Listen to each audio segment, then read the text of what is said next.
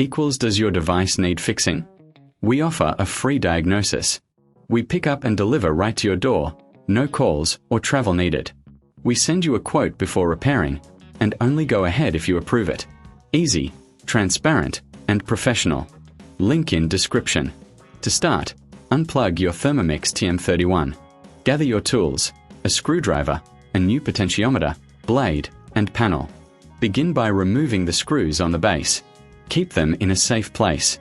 Carefully lift the base to access the internal components. Next, inspect the potentiometer.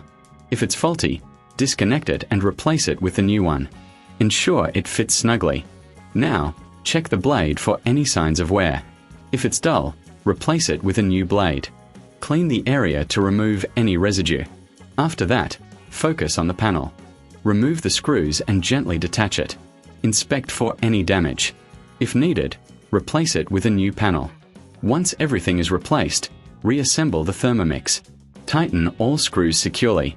Before plugging it back in, do a visual check to ensure everything is in place. For a professional diagnosis without obligation, consider our services. We offer pickup and delivery at your home. No calls, no travel, just a quote before repair.